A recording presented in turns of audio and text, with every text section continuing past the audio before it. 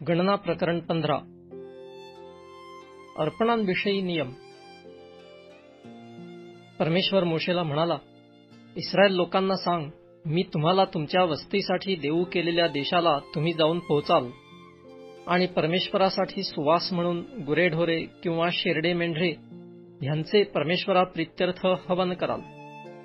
मग ते होमबलीचे असो किंवा नवस फेडण्याचा किंवा स्वखुशीचा किंवा तुमच्या नेमिलेल्या सणातला तो यज्ञ असो. यज्ञ करणाऱ्याने परमेश्वराप्रित्यर्थ प्रत्येक कोकरामागे होमबलींबरोबर किंवा यज्ञासाठी 1/4 हिनभर तेलात मळलेल्या 1/2 एफा सपीठाचे अन्नार्पण करावे आणि 1/4 हिनभर द्राक्षारसाचे पेयार्पण तयार करावे.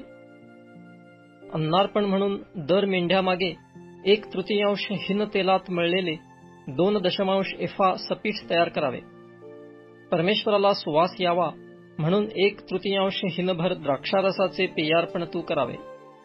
तू परमेश्वराप्रित्यर्थ होमबली अथवा नवस फेडण्यासाठी यज्ञ किंवा शांत्यर्पणाचा यज्ञ म्हणून गोऱ्हा अर्पिशील, तेव्हा अर्पण करणाऱ्याने गोऱ्ह्याबरोबर अर्धा हिन तेलात मळलेल्या 3.5 एफा सपीठाचे अन्नार्पण करावे.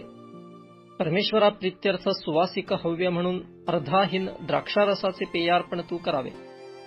प्रत्येक गोऱ्ह्यासह, प्रत्येक मेंढ्यासह, प्रत्येक कोकरासह व प्रत्येक करडासह वर सांगितल्याप्रमाणे अर्पण करावे. तुम्ही अर्पाल त्या यज्ञ पशूंच्या संख्येप्रमाणे प्रत्येकासह त्यांच्या संख्येप्रमाणे तुम्ही तसेच अर्पण तयार करावे. देशात जन्मलेल्या सर्वांनी परमेश्वराप्रित्यर्थ सुवासिक हव्य अर्पण करीत असताना असेच करावे.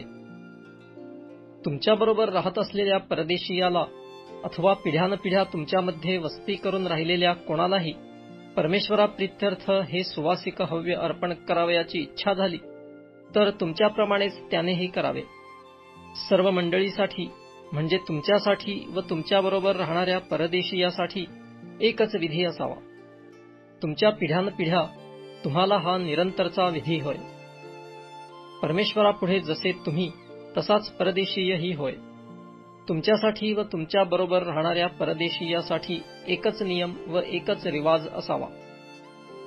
परमेश्वर मोशेला म्हणाला, इस्रायल लोकांना सांग, ज्या देशात मी तुम्हाला नेत आहे तेथे तुम्ही आल्यावर त्या देशातले अन्न खाल, तेव्हा तुम्ही त्यातला काही भाग समर्पण म्हणून परमेश्वराप्रित्यर्थ अर्पण करावा.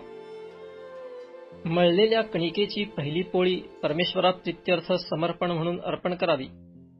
तुम्ही आपल्या खळ्यातला समर्पण म्हणून जो भाग अर्पिता त्याप्रमाणे ही अर्पावी. मळलेल्या कणिकेतून पहिला काही भाग तुम्ही समर्पण म्हणून परमेश्वराला पिढ्यानपिढ्या द्यावा. परमेश्वराने मोशेला सांगितलेल्या सर्व आज्ञांपैकी एक जरी तुम्ही चुकून मोडिली, म्हणजे परमेश्वर आज्ञा देऊ लागला त्या दिवसापासून पुढे तुमच्या पिढ्यानपिढ्या परमेश्वराने मोशेच्या द्वारे दिलेल्या सर्व आज्ञांपैकी एक जरी तुम्ही चुकून मोडिली आणि मंडळीला नकळत ही चूक घडली असली, तर सर्व मंडळीने परमेश्वराला सुवास यावा म्हणून एका गोऱ्ह्याचे होमार्पण करावे व नियमानुसार त्याच्याबरोबरचे अन्नार्पण व पेयार्पण करावे आणि पापार्पणासाठी 1 बकरा द्यावा. मग याजकाने इस्रायल लोकांच्या सर्व मंडळीसाठी प्रायश्चित्त करावे, म्हणजे त्यांना क्षमा होईल.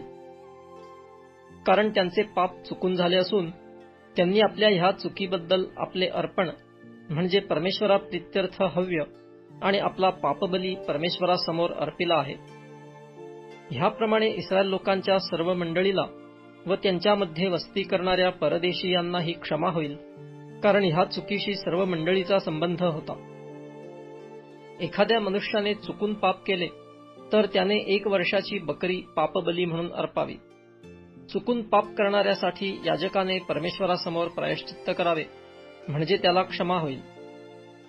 चुकून काही कृत्य करणाऱ्याच्या बाबतीत तुम्हाला एकच नियम असावा. मग तो इस्रायल लोकातील स्वदेशीय असो किंवा त्यांच्यामध्ये वस्ती करणारा परदेशीय असो.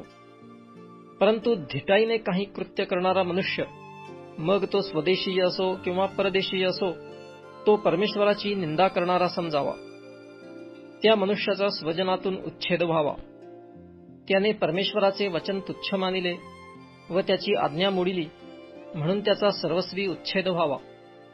त्याच्या दुष्कर्माची शिक्षा त्यानेच भोगावी. शब्बात मोडणाऱ्यास धोंड मार. इस्रायल लोक रानात राहत होते तेव्हा त्यांना एक मनुष्य शब्बातवारी लाकडे गोळा करीत असताना आढळला. ज्यांना तो मनुष्य लाकडे गोळा करीत असताना आढळला ते त्याला मोशे, अहरोन व सर्व मंडळी यांच्याकडे घेऊन गेले. त्यांनी त्याला अटकेत ठेविले, कारण त्याचे काय करावे ह्याविषयी काही स्पष्ट केलेले नव्हते. तेव्हा परमेश्वर मोशेला म्हणाला, ह्या मनुष्याला अवश्य जिवे मारावे. सर्व मंडळीने त्याला छावणीबाहेर नेऊन दगडमार करावा. परमेश्वराने मोशेला आज्ञा केल्याप्रमाणे सर्व मंडळीने त्याला छावणीबाहेर नेऊन दगडमार केला आणि तो मेला. वस्त्राच्या काठास लावावयाचे गोंडे. परमेश्वर मोशेला म्हणाला, इस्रायल लोकांना आज्ञा कर की त्यांनी पिढ्यानपिढ्या आपल्या वस्त्रांच्या टोकांना गोंडे लावावे आणि प्रत्येक टोकाच्या गोंड्यावर निळी फीत लावावी. ह्या गोंड्यांचा उद्देश असा की ते तुमच्या नजरेस पडून परमेश्वराच्या सगळ्या आज्ञांचे तुम्हाला स्मरण व्हावे व तुम्ही त्या पाळाव्या. आपल्या मनास येईल तसे तुम्ही व्यभिचारी मतीने वागत आला तसे वागू नये, तर तुम्ही सर्व आज्ञांची आठवण ठेवून त्या पाळाव्या व आपल्या देवाप्रीत्यर्थ पवित्र व्हावे.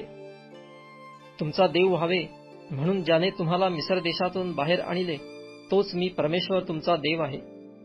मी परमेश्वर तुमचा देव आहे.